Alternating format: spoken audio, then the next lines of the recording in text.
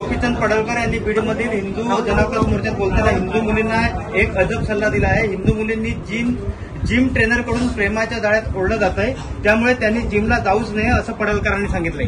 मी पालघरला बोलतोय आपण, मी पालघरला आलेलो आहे, ठाणे जिल्ह्यात आलेलो आहे।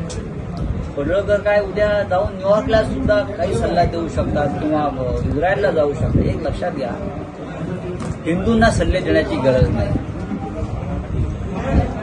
आणि खास करून हिंदू समाज आणि हिंदू समाजातल्या मुली यांना संस्कार आणि संस्कृतीचं पूर्ण भान आहे।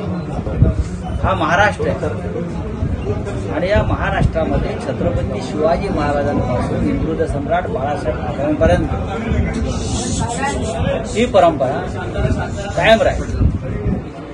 महिलांना संरक्षण देणे।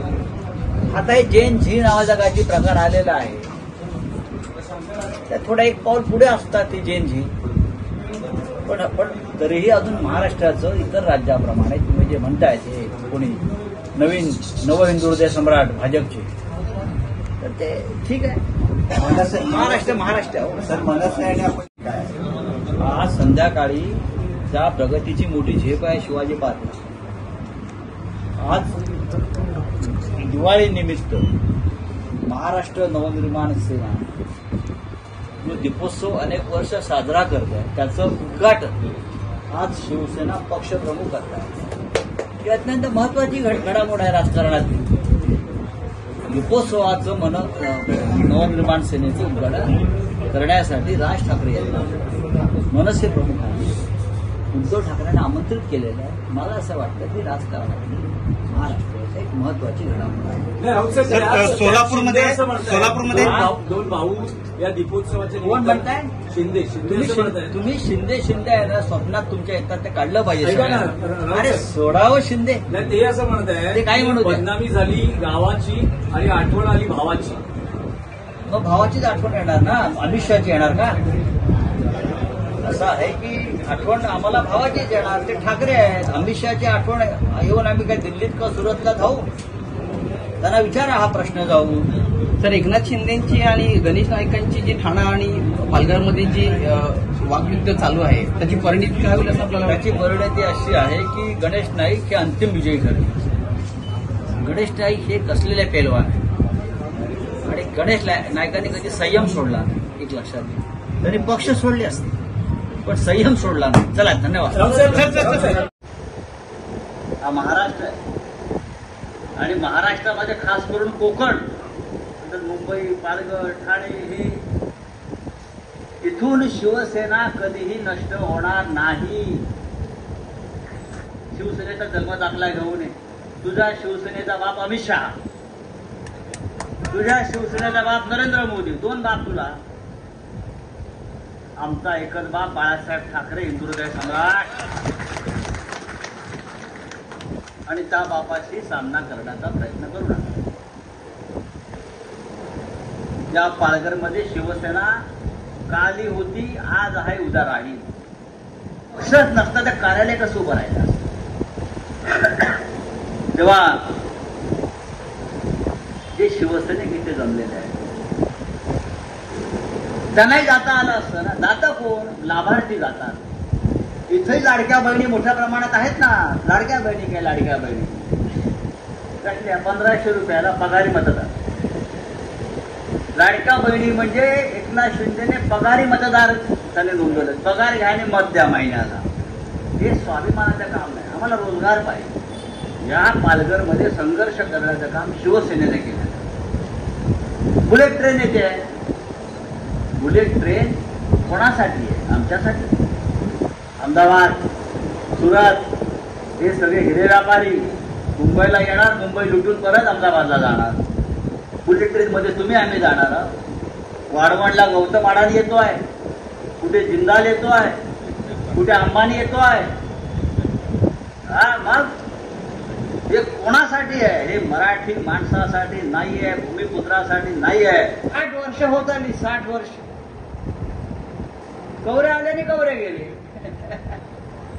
किती आले विनाश? कोतनीस, अमोल, बाळासाहेबांच्या काळात पण आले आणि गेले, उद्धवजीच्या काळात आले आणि गेले।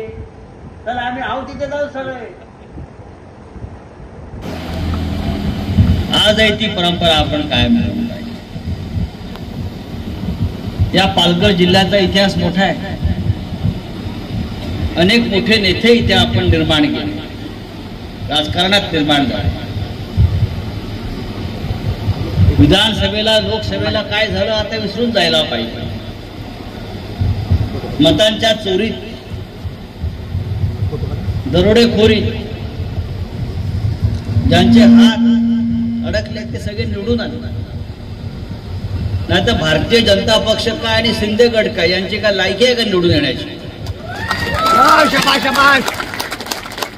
हे निवडून येऊ शकत नाही. हिंदुहृदय सम्राट बाळासाहेब ठाकरे यांच्याशी बरोबरी करणाऱ्यांना जनता धडा शिकवेल.